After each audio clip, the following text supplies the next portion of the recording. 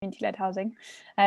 My name is Lucy Waring. I work for a cooperative called Transition by Design in Oxford. So we're an architecture and design cooperative focusing on social and environmental justice issues, and we do a lot of work with community-led housing groups, and my work actually focuses specifically on participatory design and how we get more marginalised groups involved in shaping the housing they live in.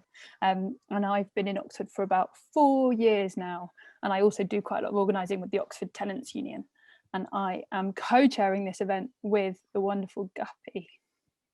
Hi everyone, I'm Guppi. I am one half of a small collective called Decolonizing Economics, and our mission is related to the background that Kay had shared earlier, which is that we attempt to kind of uncover the organising work around Black solidarity economics, both within the UK and internationally, and find ways to organise with marginalised communities of colour and multi-ethnic working class communities around community ownership of all necessary assets in order for them to live full and just lives.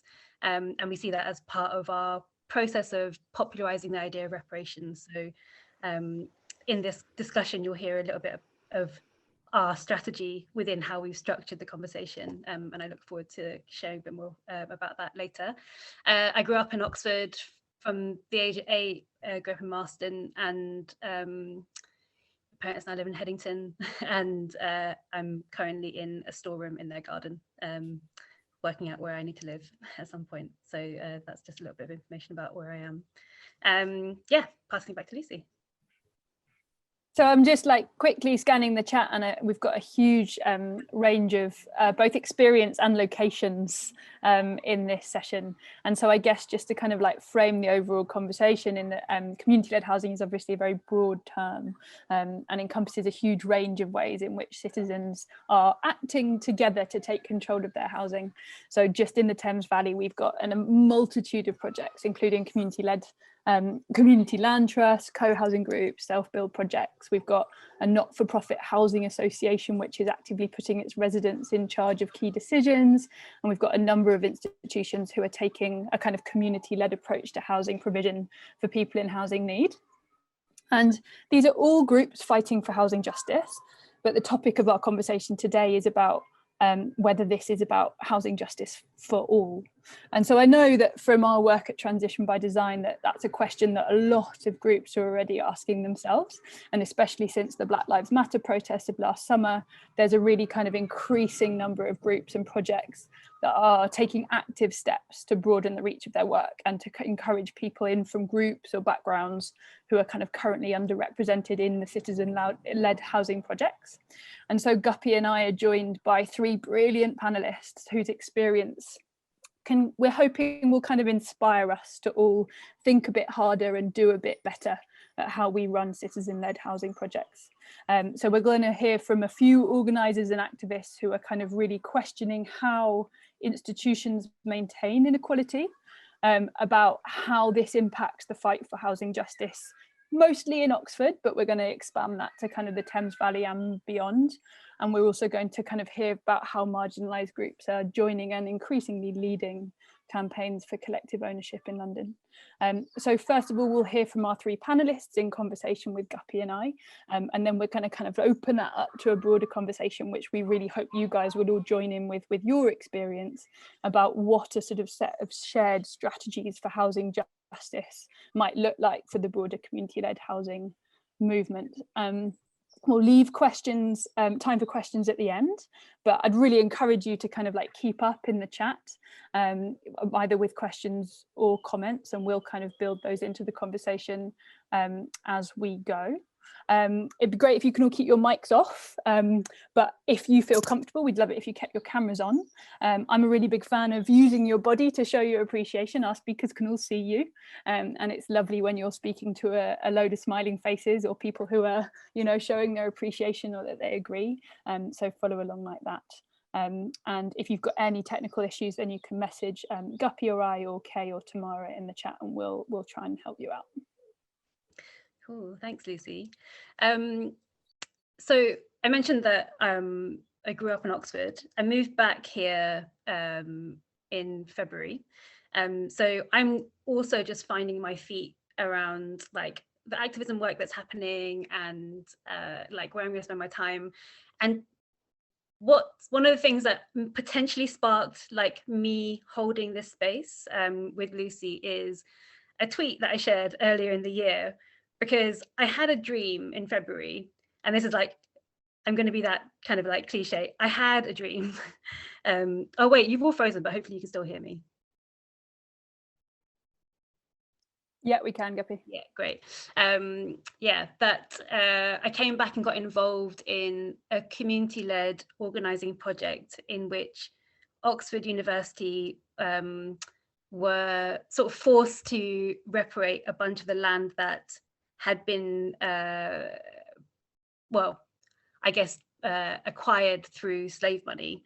And there was this like wonderful research done around like all of the money that had come into the university through colonial exploitation, and then like what that would meant in terms of like the land that was being occupied within Oxford University and Oxford as a city, and how much of that land can be then reparated back to long-standing residents of the city and marginalized communities, particularly migrant communities. And I just thought that this was like such an awesome idea and got really excited about it. So I shared that dream on Twitter, and then I was asking who. I'm convinced that people are doing that work already. And I think like this space is just a chance for me and anyone else who like has had dreams of that kind to connect together and basically make that happen in reality. So what I wanted to say was that I don't know a lot about what's going on, and like I'm not a community housing expert, so there's a lot of stuff that like I will gain from you in the audience and also from the speakers. So I really encourage you to share a lot of your expertise both here and hopefully after the event. And also just like conscious that there is like not Black representation on the panel and our speakers and organisers, so I wanted to just sort of like name that, so that also within questions and answers we are conscious of that, the voice that we're missing currently. Okay, so I'm going to move on to our first speaker, who I'm really excited to. I feel like I'm interviewing you, Jade, but I'm not obviously going to interview you, but we're like going to have a chat with each other, and hopefully it'll be a bit guided. But I sometimes think about, growing up here, and like where my family has moved to and how they've moved over this period, and just like who I played with. To me, and something I didn't mention earlier is like I also did my master's here, much against my will, forced to by my parents, but uncovering parts of the city that like that I never knew existed at the age of 24, and just being like, where did this space come from? And then you suddenly realize that as a citizen of the city, you are just blocked off from so much space. And there's like a much deeper story around spatial inequality, and class within that as well, that would be really great to explore with you, Jade. So I just want to give you the space to introduce yourself and the work that you do with Common Ground and in the Class Act campaign, for starters. Great. So I'm Jade. Hopefully you can all hear me okay. So I'm a second year history student at the University of Oxford, but I am originally from Manchester. So I suppose I'll go on to this at some point later in the conversation, but as someone from a university town myself, which has gone through issues of gentrification and an increasing student community, I can really see both sides of the experience. So I'm part of the Common Ground campaign, which is interested in the colonial roots of the university and looking at ways we can decolonize Oxford. I'm also the co-chair of the Class Act campaign, which is interested in advocating and campaigning for the rights and improved experiences of, I say working class, but we generally have a broader idea of, under the class umbrella. So it's not just, socioeconomically disadvantaged students, but also, care leavers, independent students, and so on and so forth. I don't know what else to say. I suppose Yeah, I really agree. Just to start off with, I find your point about so much of the Oxford city centre, when I first came here, that's what really struck me. So much of the city centre is occupied by the university and the various colleges. And it's almost as if, people who live in Oxford and just, everyday people, they are restricted from the landmarks of Oxford, and it's almost it's sort I almost felt like it's sort of like a tourist town with some students in it, and sort of like a model village with, oh, that's a library, and that's a college. And how do you integrate the local community into this space? For instance, I find it shocking that local people can't, for instance, use the libraries. And it's just the sort of the town and gown divide, I think, is especially really marked, especially even more so than in Manchester, I think. I don't know if that's a great introduction, but that's great. Thanks, Jade. Yeah, and I think, like we mentioned earlier, like we're talking about Oxford as a city, but it is really useful to know that you can map on the idea of like land ownership across the Thames Valley, even if you're not in a university space. And so some of these ideas might seem a little bit irrelevant because Oxford is such a particular place and is such a particular institution, not just in the Thames Valley, but also in the UK and I guess in the world as an institution. But yeah, so hopefully we'll kind of like unravel that a little bit more. So you mentioned a bit about moving here as a student. You're in second year. Do you want to just tell me a little bit about your personal relationship to the city as a place that you're living in now, and your experiences of being here that maybe drew you to organise within Common Ground? Yeah, so I suppose one thing which is perhaps to be expected about Oxford is, it is very wealthy. It's very, and that wealth is, a lot of it is old money, or a lot of the new money tends to come from questionable sources, such as, the fossil fuels industry and areas which a lot of activists are actively campaigning for the university to move away from. And then the older money, for instance, we have the Codrington Library at one of the colleges, which is, basically a monument to someone who built their money on, I think, the slave trade, or at least somewhere along the colonial sphere of things. And obviously not to mention the whole Cecil Rhodes Must Fall statue incident, which is, a whole separate ball game. So I was very aware that as sort of like a working class minority student, I suppose even as a woman to some extent, I was at an institution which a couple of centuries ago, someone like me wouldn't have been accepted here. I would have not been the typical idea of an Oxford student. But also I was, drawn to Oxford because of the intellectual debate and the opportunity to widen my, worldview. So I got involved in, decolonization groups to perhaps challenge this, not dichotomy, but this also sort of paradoxical nature of the university in a sense. And then obviously, and then that, it really made me think about, for instance, we're organizing a panel on reclaiming land. So we're working with a number of like, I don't know if people are familiar with the term like BIPOC, so Black, Indigenous, people of colour, and how land reclamation works in relation to those groups. And then I really started to think, well, I'm currently a second year student, and at my college, I go to St. Peter's College. That's probably meaningless to most of you, unless you watch University Challenge. We have to rent privately in second year, and I think it really hammers home the housing and wealth inequality, which the gated bubble of the university is one thing, and then you're in the Cowley area and you're exposed to the normal world of Oxford in a sense, and someone who grew up in an area of Manchester which was quite student dominated, I could notice the same patterns of, often it would be white middle class students moving into a diverse often working class or, not particularly like affluent areas. And I don't want to use the word colonizing, but, taking up a lot of the available housing in these spaces and not necessarily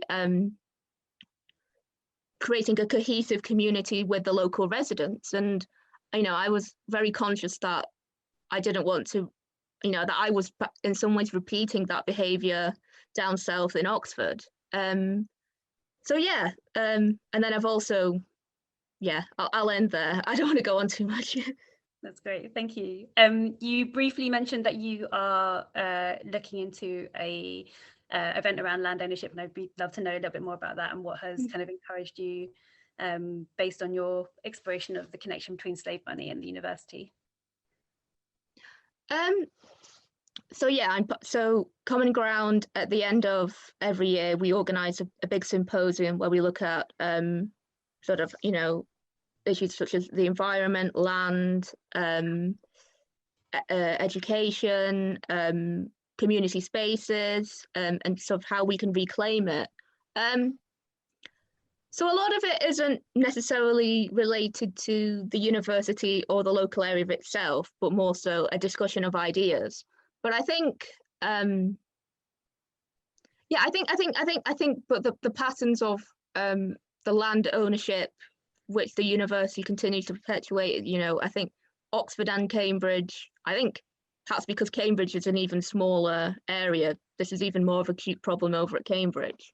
They own so much land, and the house prices are so inaccessible, yet many people, including many low-paid workers, often migrant workers, can't afford to live in the city of can't afford to live in Oxford because the university, despite its immense wealth, doesn't pay the living wage. That's not true across the board. Some colleges do pay people the living wage, but there's this very, this continued pattern of, gross disparity, which isn't being challenged enough, in my opinion. I don't know if that answers your question. Yeah, definitely does. Thanks so much. So in which case, I'm really interested to know about your experiences of student and staff from marginalized experiences and the organizing work that you're doing and the kind of ideas and campaigns that you're running at the moment within Common Ground. And what does that look like?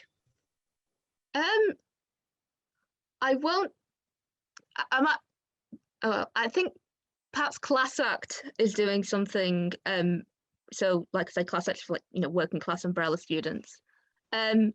So one thing that me and my fellow co-chair, actually my fellow co-chair, she has been organising with Acorn, and we realised that student renters have very few rights.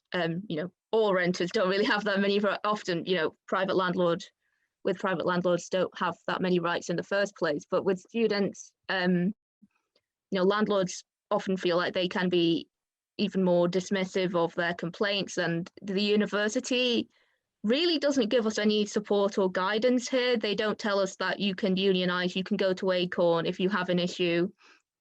It's not in their interest to get involved, and we are left with this information gap. And there isn't. I've been to discussions with people who have obviously there's been rent strikes all over the country by students, and we've been in discussion, and we thought, well, why isn't there a national students tenants union, for instance? There isn't a way for us to collectively organise and learn from each other and share our experiences. And also, a lot of students at English universities look at the case of Scotland, and I'm not sure if everyone is aware, but in Scotland you can have I guess short lease, so you can basically leave your tenancy, end your tenancy agreement after 4 weeks. And in a case of such as like coronavirus, if you're not being allowed into your university, then you may want to stay at your home address. So you can, but you don't have the option in England. But I think it points to a wider issue of we have this distinct culture in the United Kingdom, and in England in particular, more so than Scotland, where students leave their hometown to go to university in a different city, and it creates a secondary housing market, which often displaces, working class local communities, and often these are diverse working class communities, and the housing is being used to house white middle class students, because landlords know that they often don't kick up a fuss with trying to demand their rights and so forth, so they can get away with poor quality accommodation for them. And if you look at Europe, there isn't this culture, and it I almost feel sort of guilty. I don't have an answer to that other than reassessing the university culture, but I do almost feel, if not guilt, a sort of, I at least acknowledge that I am living, so I live kind of like in the Cowley area. I am living in a house which a couple of decades ago would have been inhabited by a working class family, or a lower middle class family, but instead it's been arguably unnecessarily inhabited by students who don't connect. Well, I think I connect to the local community, but not all of us do. So it's a tough one. Yeah, there definitely is. And you kind of already started talking about it, but I'm going to just ask the last question because I'm intrigued. So in the context of this conversation, when we've spoken a bit about the kind of ownership inequality around land in this city, but also probably similarly across Thames Valley, what are the challenges that you see for marginalised communities organising towards community-led housing and just being able to be involved in that? Well, I don't really have the issue, but I think I've been thinking about the role that universities and colleges play, and I think you can transplant these, extrapolate this issue to a number of scenarios. Is that the university, say individual colleges, for instance, I know St. John's College is particularly quite wealthy and landowning.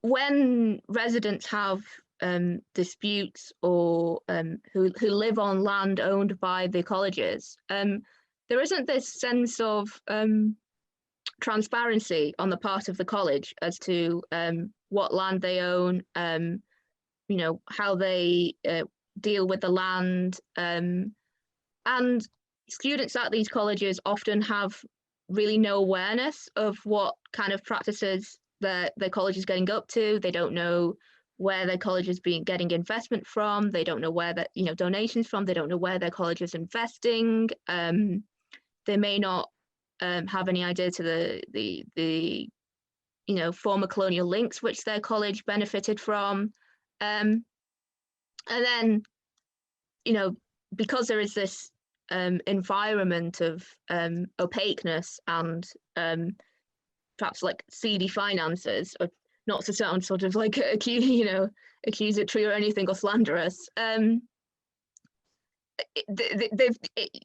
local residents and local business owners, I know certain businesses have closed down, especially in central Oxford, because they haven't been able to keep up with the rents that the landowning colleges have demanded. There's this, you have this powerful college or university on the one hand, and then you have a local resident or a local business owner on the other.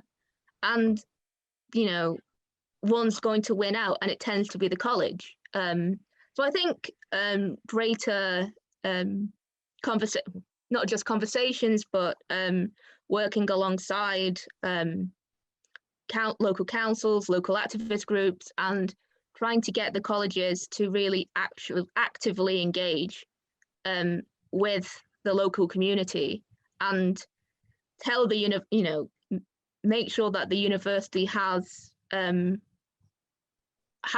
as a priority. I think as I've been a student here for 2 years now, and I don't know of a single initiative by the university to reach out to local Oxford residents, beyond perhaps educational outreach for younger students, which is one thing and it's good, but it doesn't really help like, older local residents perhaps. So I think that's one thing which, as a student, but also local residents, we can all be fighting for the university to recognise the city beyond its, its, what do you call it? Its dreaming spires and its hallowed libraries, and realise its place within the wider city and the wider county, I suppose. Great. Thanks so much, Jade. I really appreciate everything you've contributed, and look forward to chatting again to you towards the end. So I'm going to pass on to Lucy and Joe now, who we worked out on a phone call recently, lived and grew up around the corner from me, which is so nice. Thanks, Guppi, and huge thanks to Joe, who's joining us as a bit of a last minute step in, taking over from a colleague who had a kind of last minute personal situation. So firstly, thanks for coming in at such a late notice. I just wondered if you could start by just telling us a little bit about Acorn Oxford, for those who are unfamiliar with them, and a little bit about yourself and your history of housing in Oxford. Yeah, sure, absolutely, very happy to. So Acorn, for people that don't know, is a community union. It started in Bristol in 2014. And back then it was just a couple of guys kind of knocking doors and trying to just build a working class organization, basically, to represent the members of that organization, just like a trade union would at work, but for housing issues with estate agents or landlords, or wage theft, or like, why is the street full of potholes, like bread and butter issues.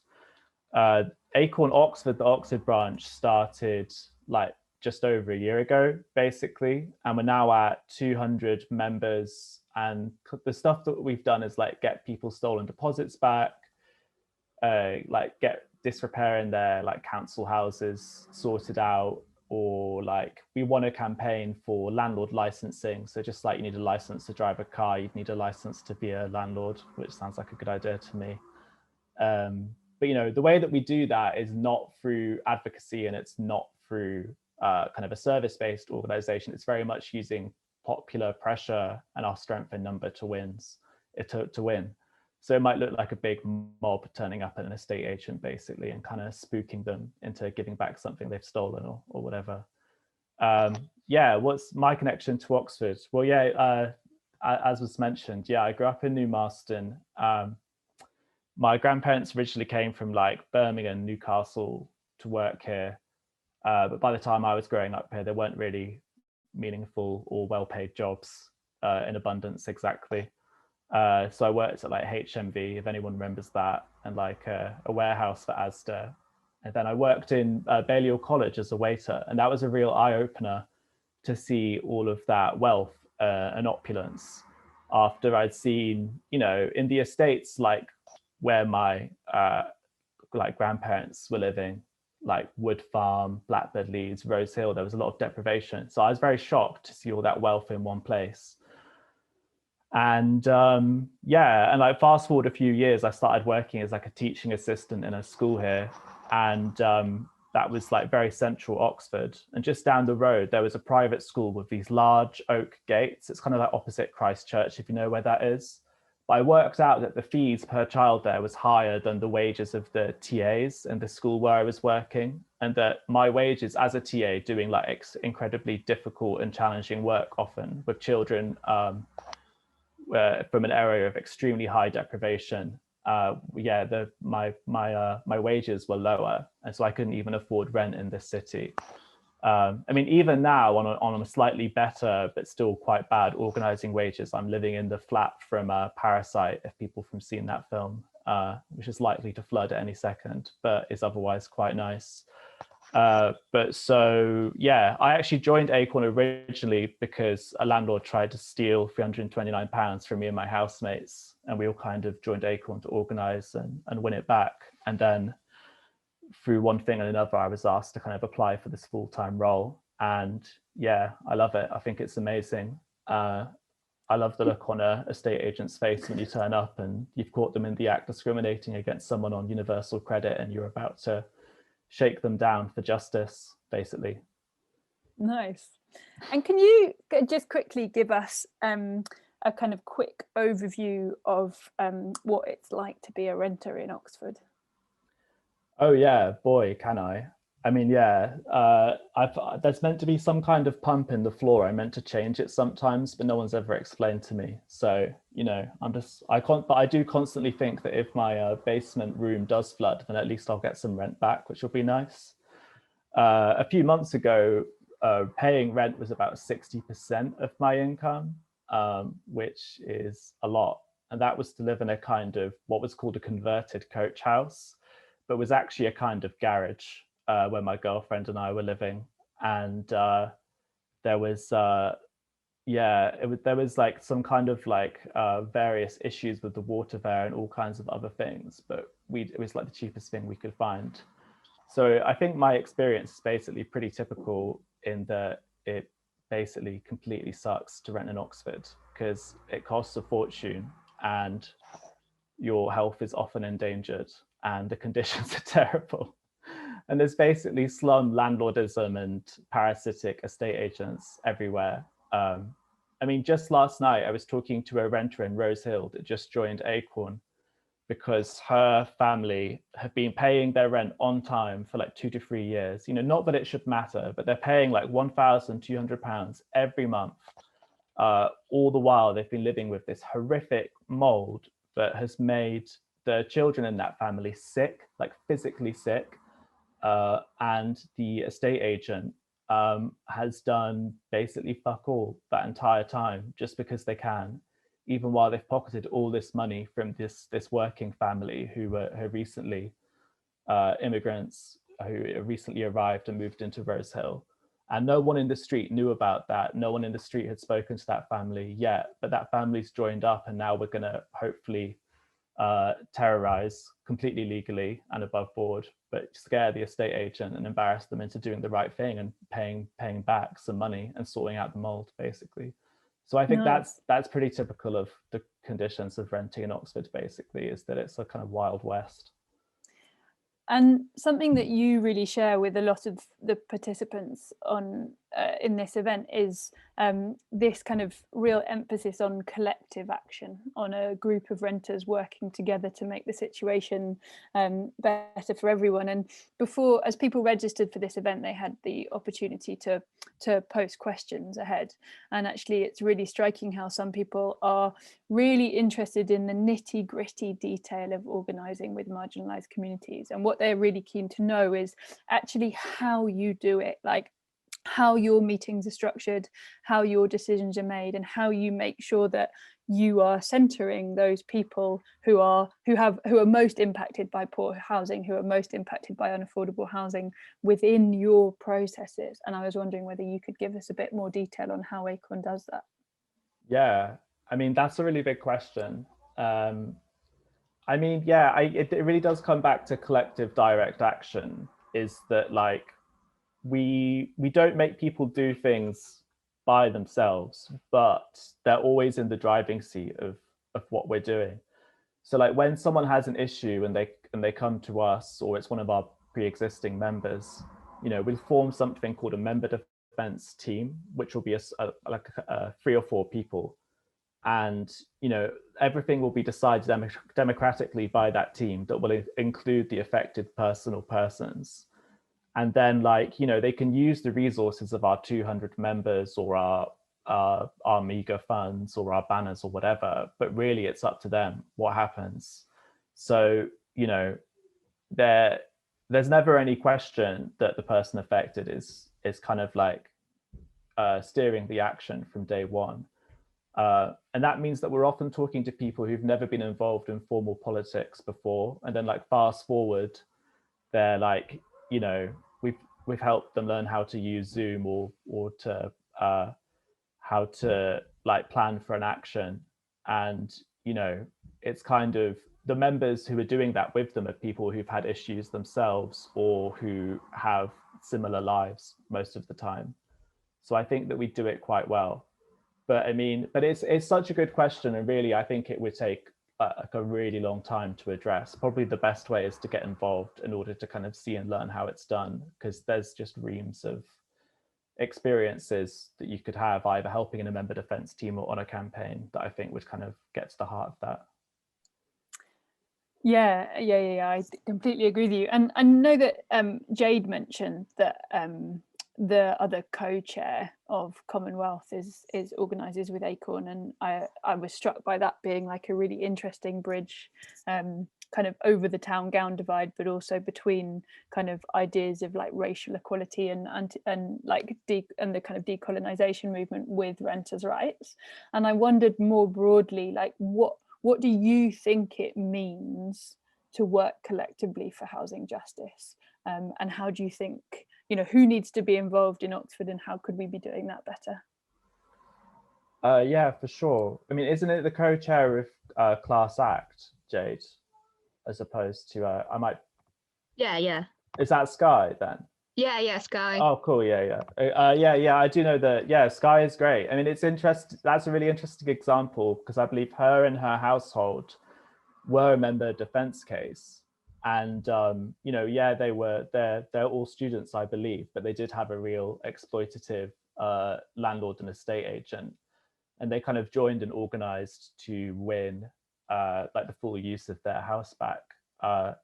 Which I guess it shows how that no matter kind of who you are or where you come from, like if you're renting or if you're working, we actually kind of all have mostly the same issues and the same enemies, which is what brings it all together, really. But yeah, in terms of that wider question of collective action, I mean, yeah, this is the thing that I try and think about all the time, for sure, because it's so important, as you said, Lucy. I mean, yeah, in order to like really build that, the thing that we're really interested in is building like a big coalition between like older homeowners and renters, and also kind of younger grads and students and younger worker renters, kind of all over Oxford, you know, including, it's particularly hard in Oxford because of the way that all of the estates are around the old car factory, and it's like a banlieue, with that like Paris thing where all the poor people are pushed to the outskirts. So it can be particularly difficult, but like I'd certainly, probably the key thing for Acorn is the fact that we door knock. Like I said last night, I was just literally like knocking every door on this road, and you will find people that basically like haven't been found before. And like, you know, I mean, there are other ways as well, but like basically it just takes time and like paying attention. Like we had this member join a few months ago because her and her family had been living with rats for like a few years that the estate agents never had gotten rid of, and they'd then been served an eviction notice. And this is all in the public domain, that we did a news story and everything. And you know, but like she came from never having heard of us to like now she was our conference delegate like just a weekend or so ago at our national conference for our branch. And you know that's because was this fantastic charismatic person, and we're so lucky to have her involved. But I would say that the way that we got there was just literally like spending time with someone, like getting to know them, like building trust, and like finding more and more things to do, like little actions, part of the wider collective action, to just kind of like build up like a really strong, powerful organization, and for you all to be doing that together. And yeah, it tends to work, slow though it is. Yeah, I think that's a really salient point. And just my final question is, I think there's lots of people listening in today who are part of community land trusts or part of co-housing groups or kind of other projects that are kind of actively looking to create better housing solutions.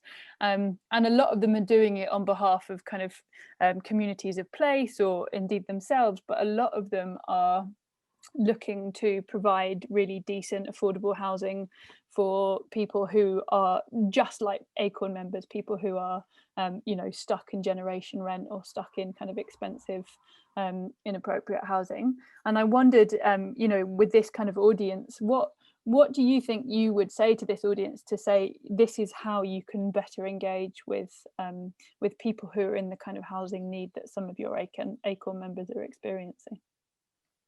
Yeah, that's a good question. I mean, yeah, unsurprisingly, my answer would probably be join Acorn, which, you know, I kind of have a rep for saying, but I really actually do passionately and fundamentally believe in that as a really good thing to do. Because, not only will you like meet people from all over the city and the estates, but you'll also like organize and fight alongside them and with them. And, you know, further down the line, if you have an issue with your landlord or your boss or whatever, if you want more trees in your city, like you might end up fighting alongside them for the thing that you care about as well. And, you know, like I really respect a lot of the projects which are represented here that I can see in the chat and the people that I can see here. But like really the dream of Acorn isn't just like solving people's issues one by one. It's that we get bigger and more powerful, and we can actually, like, you know, the government recently revealed it could have abolished homelessness the whole time and it wasn't actually that much money. It's just they didn't want to. Well, you know, we need to make an organization big enough that we can actually force them to abolish it for good, you know, and actually just house people like Finland style. And that means that we have to join up and have to build our numbers and have to scale up so that we can take on bigger and bigger campaigns. Like our current campaign is the Say Yes to DSS campaign to stop benefit discrimination. Like I said, our previous campaign is landlord licensing, but our next campaign, who knows? Like our members get to decide. So that, I would say, that's another reason to get involved and be part of that conversation of like a robust and, you know, advancing organizing agenda of ordinary people fighting to make change. Okay, thanks a lot, Joe. That's been really interesting hearing your contributions, and we'll hear a bit more from you when we come back to the panel. For now, I'll hand back over to Guppi. Cool, thanks. Joe has got such good chat around the membership. It's just like very consistent, very compelling. So I really hope that after this talk, everyone just signs up and like signs up and gets involved as well, which would be really great. Okay. So moving on to our final speaker, I have the pleasure of introducing Ajay, who I actually organised with in another collective called Wretched of the Earth, which some of you will have heard of. We're a climate justice organisation that's led by Black, Indigenous and people of colour.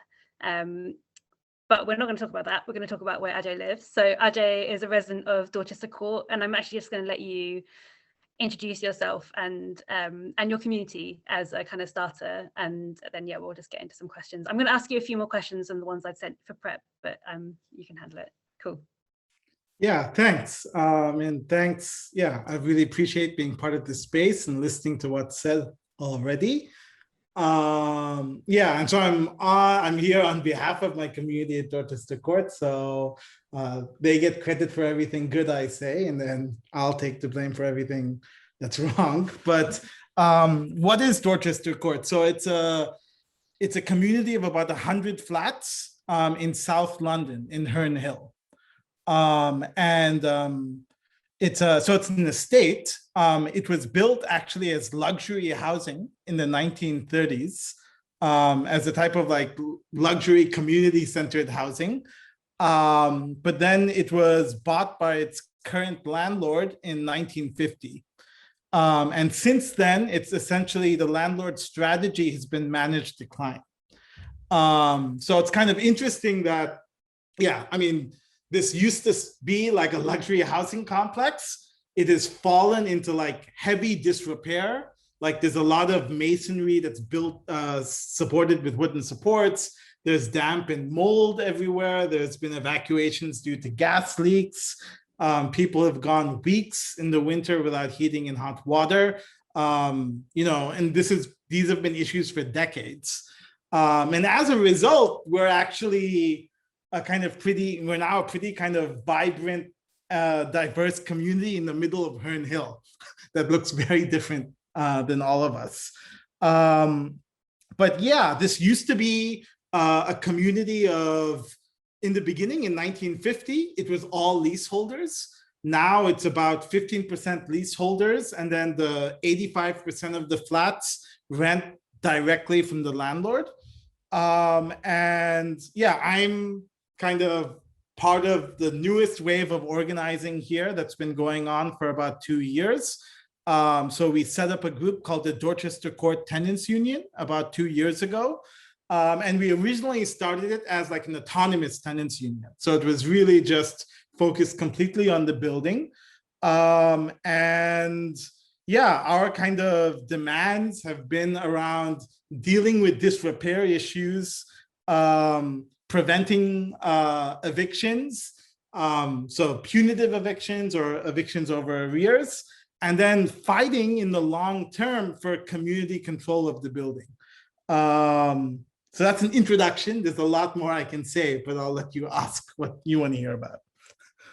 Cool. I mean, so you're based in South London, and so obviously the sort of land inequality and housing inequality issues from London are like extreme, but of course, like Thames Valley, spreading from like Wiltshire to Berkshire through Oxfordshire, and a bit of West London, is one of the like most affluent areas in the whole of in the EU, even though not in the EU, but like across Europe. So you can imagine that some of the challenges that you're facing like are very similar to what is being faced in this region as well. And yeah, I'm interested in the development of the visioning around like collective ownership and how you hold that vision within the strategizing around people's immediate needs. And making decisions around that. That's like 3 questions in one. No, those are perfect set of questions. Yeah, so you know, this place has been kind of a tightly knit community over all those decades. Yeah, people who tend to kind of come here to rent tend to try to stay here just because of the strong sense of community. And over that time, yeah, there's been a long history of resistance. So the kind of one major step was residents worked together in the 70s to get the building listed, which basically prevented the landlord from carrying out their plan of letting it decline into rubble and then redeveloping it. But yeah, I mean, what you just said, like, how the kind of day-to-day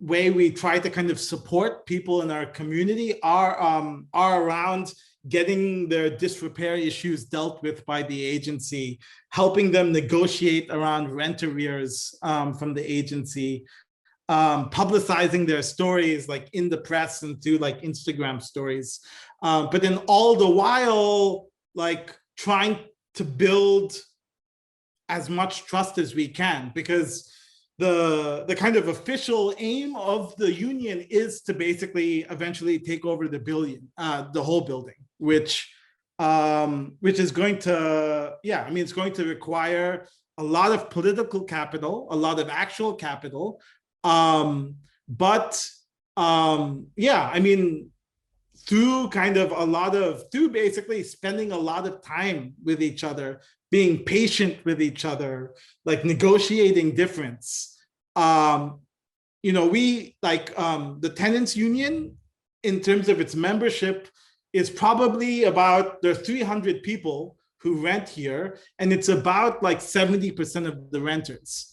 And then there are also kind of leaseholders on top of that. But in terms of developing this vision, we haven't been, you know, we've had to go beyond just letting who's in our group like determine how we vision ourselves as community and how we trust each other. So, you know, we door knock, we have block parties, we have a communal garden, we kind of did mutual aid during the pandemic. You know, we just try to make the sense of community as palpable as possible. We try to kind of always remember that we need everyone's trust to get where we need to go. Yeah, and that's how I'd answer that. Yeah. That's great. That's a beautiful description of like the creation of a culture that becomes like the group's DNA, so that when new folks come in, it sort of, it sticks, and like it evolves, but evolves for the collective better, I guess. And yeah, that's wonderful. You made a point that I thought was quite interesting around capital. And one of the things that I came across recently, which I was like, God, this would be so good, because if there were like organized groups of people like at Dorchester Court who are like looking to take on this opportunity, it could be great. Whereas like the government were offering to match fund the purchase of community assets. And so if like you could upfront half of it, then they would like match fund the other, which I was like, that's quite generous for this particular government. But even with that opportunity, it is clearly such a struggle. Well, it's clear that like the community organized groups that are able to do that are probably those who are already asset owning or who are like capital rich, right? So like, how do groups of like multi-ethnic working class communities or those who are not asset owning take opportunities like that? And I wondered, like, if you had started having a conversation around like when the time comes, how or like as you reach the time in which you might be able to begin building collective ownership within the court, like how you would do that financially and what your strategies towards that. So by our kind of estimate is that it would likely take around £50 million to buy our estate. And so we have a kind of multi-fold strategy there. So the one thing is, we don't have £50 million, so one element of our strategy is that we are pushing the council to eventually get a compulsory purchase order. So I think one thing is kind of holding the state accountable. Like housing is like a human right. Like we have invested in this community. We have other things going for us, like the building is listed and is in decline. But basically to kind of make, we're kind of demanding some support from the state. The other thing that we're doing is in our case, we've communicated to Heritage England and other kind of potential investors. And we've had positive feedback, but this is, other than kind of going to the state and then also going to like basically sympathetic organizations that have money, there is like a radical gap here. I think we've also been talking to so our group is a group within the London Renters Union, and there is a working group that has been talking about basically alternative financial models, like if there are other ways to kind of raise the capital to do this. But that conversation is still in its infancy, and our hope is basically we either get Heritage England to buy it or we get the council to kind of issue a CPO. But in any case, it's also a two-step problem, because first we want to buy it, but then we also have to force the landlord to sell. So there's two parts to that.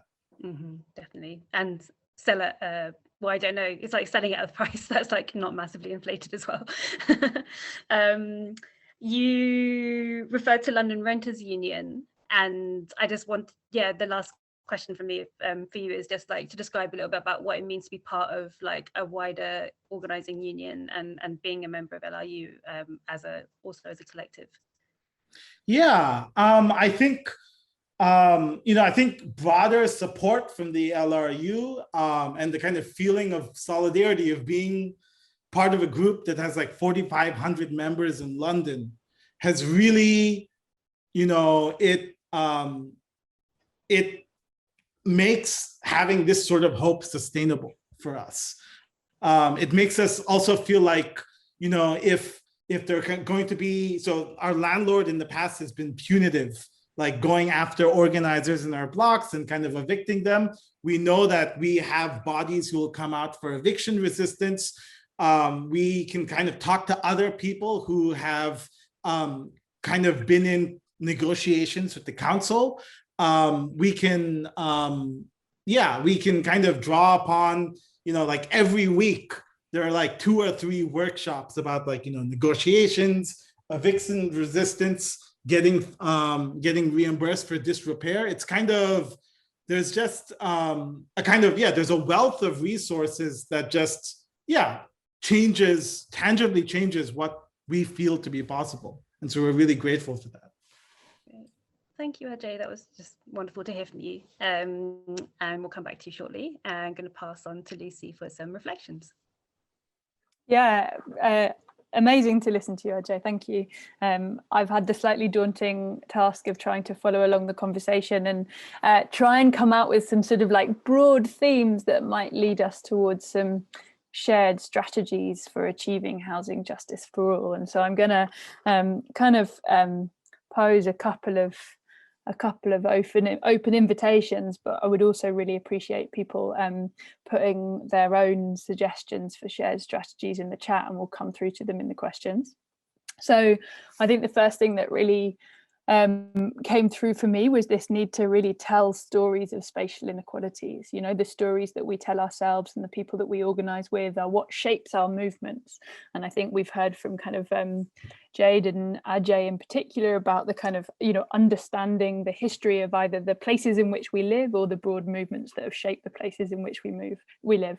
And we've also heard from Joe about the power of hearing individual renters' stories. You know, how many of us really understand what people are going through until you hear about the family that's been living with rats for 4 years. There's also the importance of telling the history of resistance so that we understand the struggles that have come before us and the people who've been involved in those struggles. There's clearly a strategy of joining ACORN or, you know, more broadly this idea of like tenants unions and how we're actually really getting to a kind of critical mass with the housing movements and how we build power in numbers, and how that gives us both power but also hope and builds more sustainable movements, which will hopefully go beyond individual members. I think we've also heard quite a lot about the importance of kind of selling a vision of collective ownership and of collective action, and kind of making that fun. You know, I definitely want to go to one of Ajay's block parties, and I think that the housing movement will benefit greatly from more of that kind of action. I think we've also heard about the importance of coming together at key moments and working across silos. So I know that with kind of ACORN and the Oxford Tenants Union, there's been like huge power in organising with individual city councillors or with the Oxford Living Wage campaign or with, you know, kind of Common Ground or with migrant solidarity groups and Roads Must Fall. And sometimes those moments where we've come together around Black Lives Matter, around Kill the Bill, or about the kind of lack of a government response for renters in the face of the pandemic, those have been really powerful movements. And I think on top of coming together at those key moments, there's also, we've heard from a few people, the importance of creating those platforms for different experiences to meet and what could sometimes be difficult conversations to take place. So ACORN is clearly a place in which that happens.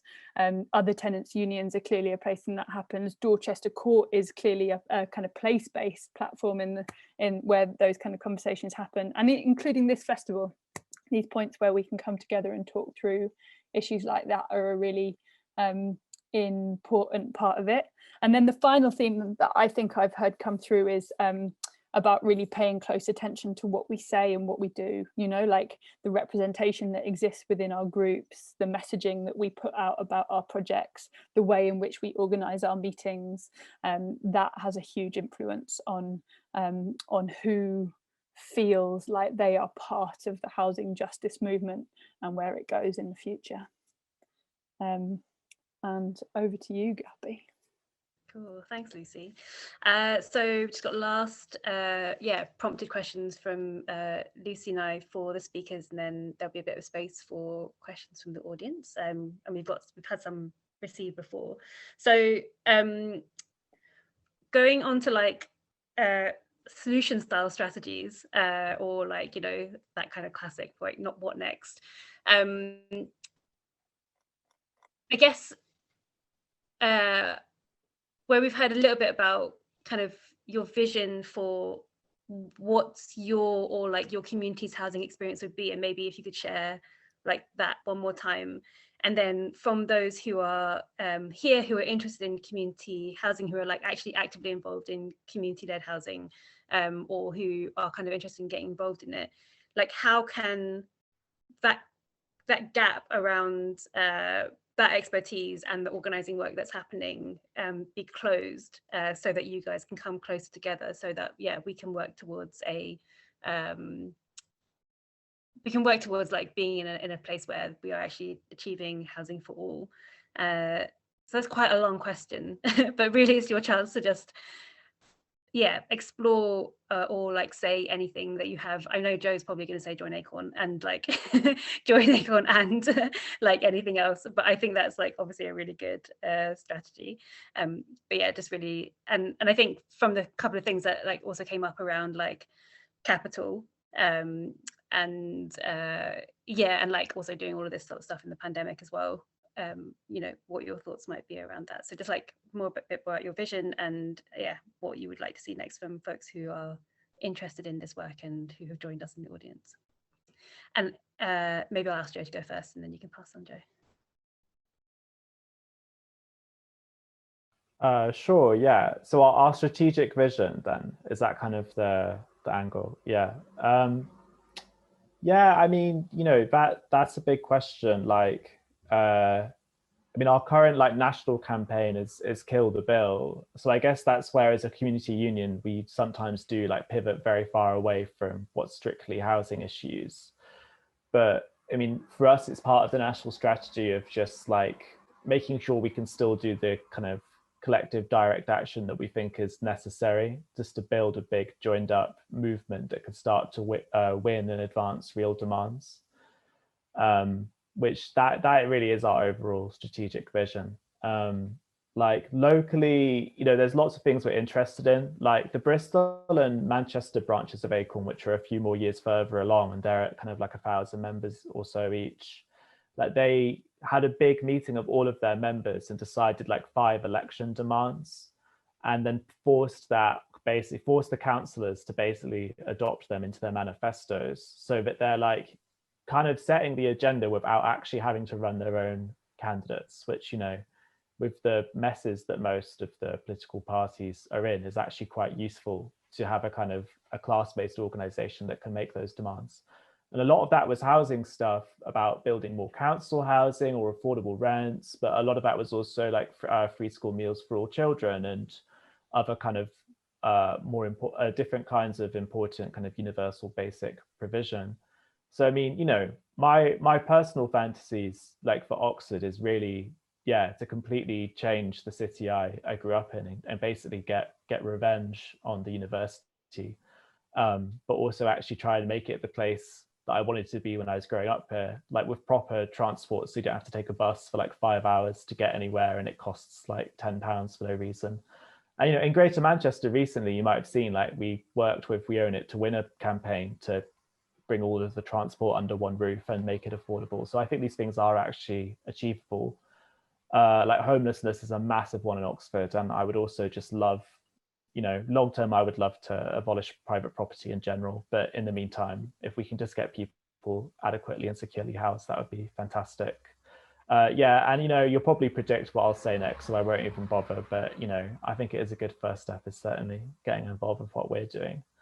But, you know, there are, as Lucy has described, there are a lot of important and interesting struggles going on. And we do also see ourselves as a kind of holding space for all kinds of struggles, and have more and more like trade union members locally. And we think that trade unions should more and more be fighting on bread and butter and community issues like housing. So I think that's another important angle for us in the future, is collaboration. That's great. Thanks so much, Joe. And yeah, you also alluded to something that I feel is so important, is like the political organizing strength of like housing. And in the past, like, so for example, in Barcelona, when Barcelona en Comú emerged, it emerged because most of the activists were eviction resistance activists, and the mayor who became mayor, Ada Colau, like was one of the leading figures in PAR. And so it is one of those or community organizing spaces that become so political just because of the centrality of housing to our lives, and for folks.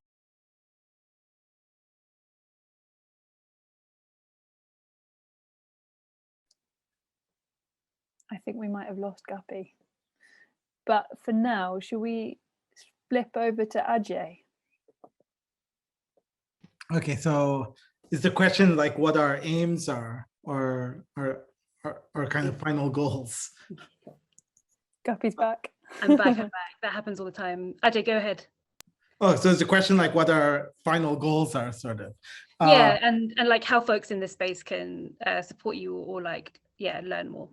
Yeah, I think, yeah, I mean, our final goal is to basically, yeah, be in control of our own housing, and to kind of, for Dorchester Court, it is to kind of, yeah, take over the building, and to make sure that like this housing serves the community, not the landlord. Wider kind of like in terms of like the London Renters Union, there's kind of the possibility of this renters reform bill that that could be discussed, and yeah, where you know, there's a possibility that we could fight to end no fault evictions in England. And if we're kind of maybe even more courageous, and there are kind of discussions about this, but this hasn't been decided as a demand yet, but also maybe kind of rent controls, because sort of like an end to no fault evictions without rent controls isn't kind of a complete package. And in terms of like what the people in this space can do, well, if you're in London, join the London Renters Union. But then beyond that, I would just say that I think, yeah, I mean, I think I really kind of have I have like a deep belief in this, in like place-based organizing. So sort of saying that, you know, how do we kind of build trust and mutual support just based on the facts that we're in proximity and we're interconnected with each other, to kind of, you know, think about like, you know, how we build power with people who are kind of in similar situations to us, but to kind of always remember that we need kind of trust between all of us to actually get somewhere. Okay. Thanks, Ajay. And Jade. So I suppose, yeah, I'm in a bit of a weird situation because I think a lot of students are only in Oxford for a few years. You know, some of them stay, and that leads to its own problems of saturation in housing, pressures on the housing market in itself. But I think, you know, one thing which I think can be very easily, not easily, but, you know, something which can be identified to be solved is that because only a small minority of particularly undergraduate students rent privately in Oxford, and therefore perhaps more acutely aware of the issues of housing and space within the city. I think, first of all, you know, there is another university in the city, it's Oxford Brookes, and we don't really have a lot of communication. We don't have a lot of networks with Brookes in general. So I think one way to, you know, increase our you know, collective power and our, you know, cross engagement with each other is obviously, you know, speak to them, work with them, and also I think someone put in the chat earlier, but about with reference to Wales, but I think in Nottingham, feel free to anyone to correct me if I'm wrong, but I think there is a student-led housing cooperative, you know, being set, which has been set up recently, and I think, you know, as far as I'm aware, you know, that is the ideal, you know, of course, you know, end to private property, all that, but I think in terms of, you know, before we get to that point, you know, having, you know, taking these all these great ideas, you know, cooperative housing and so forth, which, you know, the general community of these areas have, and using them for the student community in a way which doesn't alienate either the students or the local residents. We're working together, we're working in literal cooperation with each other. I think that's I don't know, you know, the exact details of how that would you know, work out, but I think it's certainly a good first step. Yeah, and I think you know, it's a point which perhaps irrelevant to everyone apart from me, but, you know, the university itself, it has a lot of, you know, it has all this wealth and opulence like we've mentioned, but a lot of the time the students who live in university owned accommodation themselves end up living in sort of like, you know, unhealthy, unsanitary conditions. And, you know, when your landlord is the university, it's quite hard to collectivize and unionize. because students who live in university-owned accommodation have even less rights than, you know, private renters.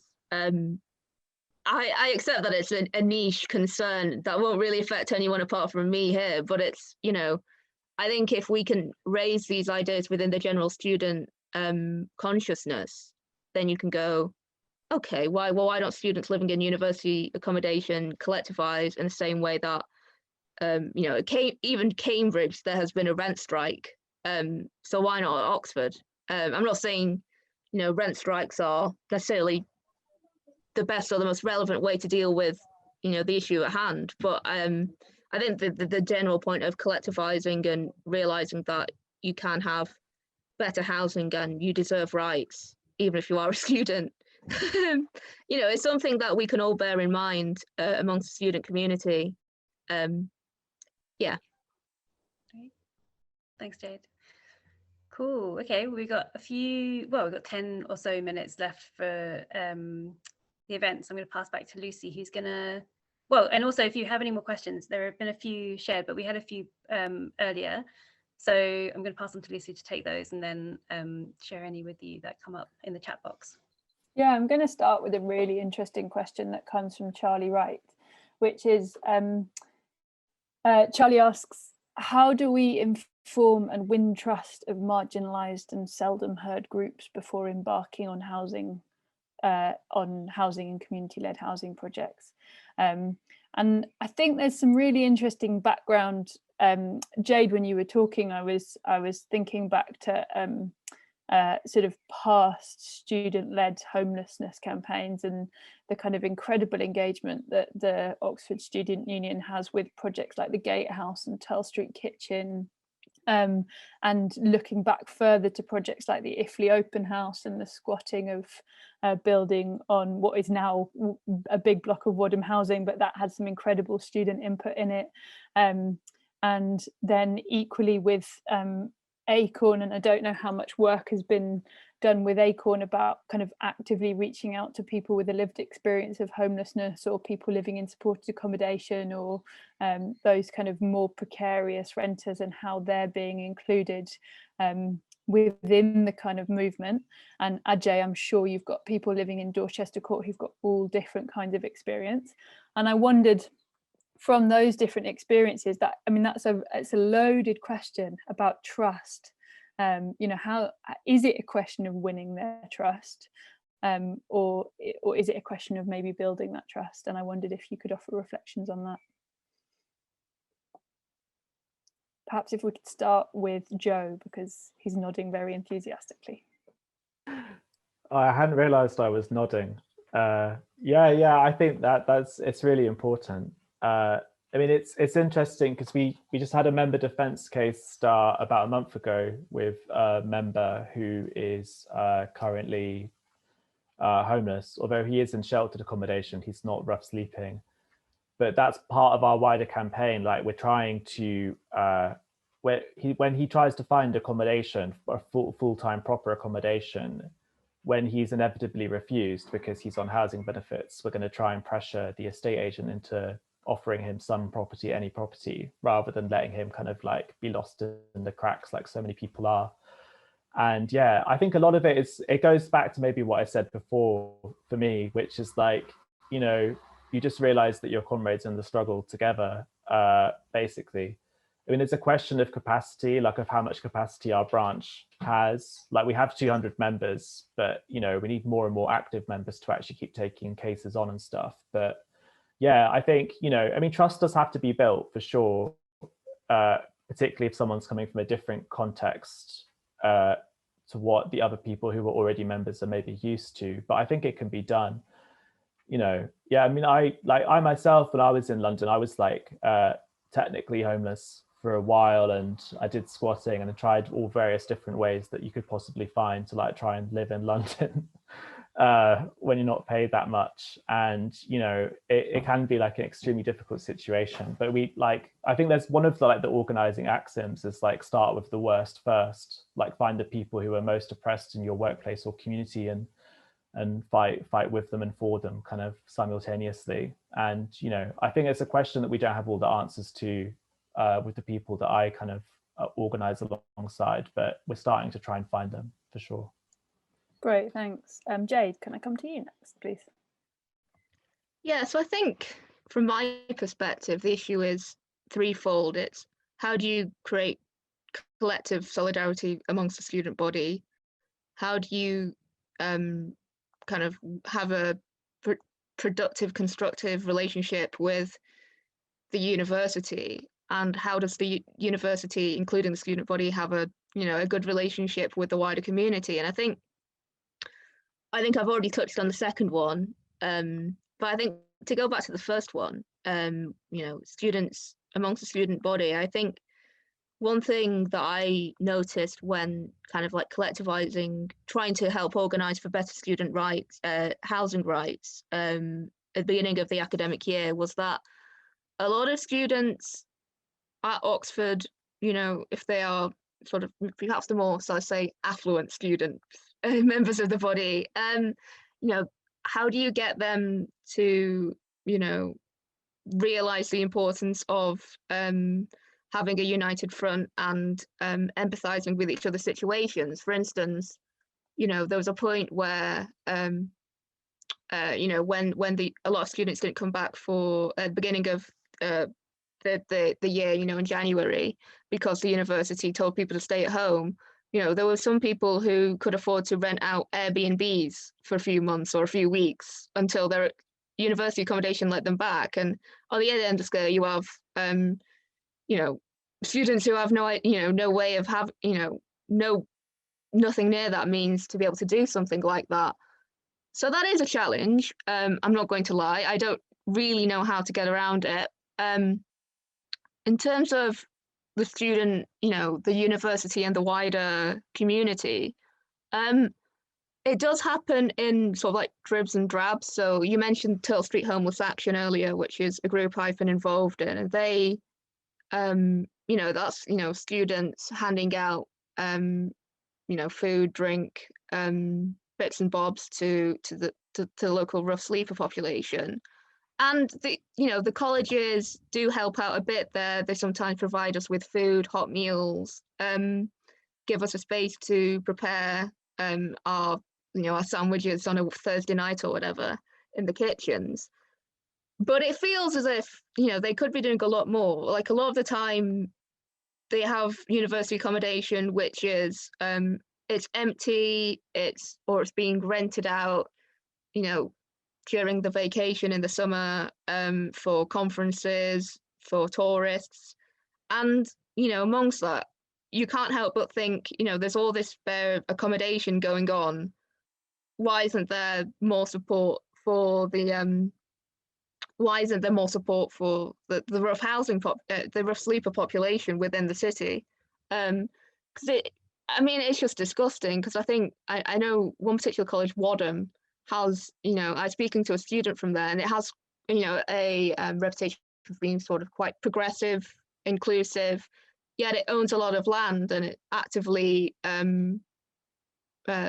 it's actively not disparaging, but actively exclusive towards local rough sleepers. And, there's this disconnect between the image that the colleges and the university are trying to give off, and then the actual reality of them as landlords. And I think that's something which can be challenged. And I think, if you actually do something meaningful beyond offering 20 hot meals a week, and actually thinking about the land inequity and the effect the university has had on the housing market in Oxford, I think that's how you start to build trust. And that's how you start. I don't think it's even a case of when it's, the university, it's not trust, it's actual meaningful material change within the housing situation. So yeah, that's my perspective. Obviously, there's only so much I can do to influence, one of the oldest universities in the world. But I think, yeah, one can hope.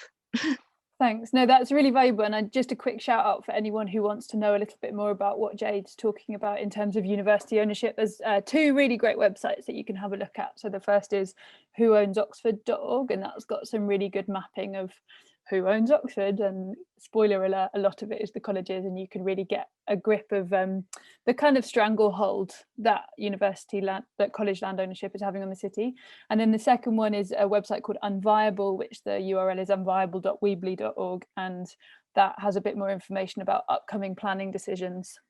And a kind of very live one is St John's, under the name of Thomas White organisation, which is their arm's length development company, who are currently developing Oxford North. And there's been quite a kind of saga of how they've tried to roll back on affordable housing commitments, and how the kind of finances of that development are playing out, and the impact that's going to have on Oxford. So anyone who wants to know a bit more about that, I'd really encourage you to go through either of those websites. Ajay, did you have any final reflections on that point around trust? Yeah, I think, I think one thing that I find, at least, that I think, and then other people in tenant union also kind of feel resonate with them, is, we're not building trust to kind of in the service of preconceived aims. Like, the trust in itself is like where we want to be regardless of anything. And so, like, like being open to like having meals with each other, like listening to music with each other, kind of doing stuff that's just fun, or that kind of gives, like, for instance, we've also done like an art show where like a lot of people who weren't engaging with us about fighting the landlord were happy to engage with us about, like, showing some of their art, music, and so on. So like always like being curious and exploring like connection, like for its own sake. And I think there's also, I think another kind of important way that our tenants union has built trust has also been like engaging in conflict resolution. Like, people have been living in this block, these blocks for decades, and things come up. Like, I think something that sticks out to me is there was a case where, someone in our estate thought that they saw someone else who looked suspicious, and then they kind of made a message in our WhatsApp about thinking about calling the cops. And so then obviously that made people, Black and brown people in our community and other marginalized people in our community feel like like a bit under attack, and that this space wasn't for them. And so then, like, so slowly saying that, like, we need to have like a collective conversation about this, like occupying, kind of like that. I mean, that was a place of discomfort for kind of a lot of the organizers, because, I mean, a lot of us had pretty strong feelings about that, but we're in community with this person who thinks that calling the cops is the right thing to do in that situation.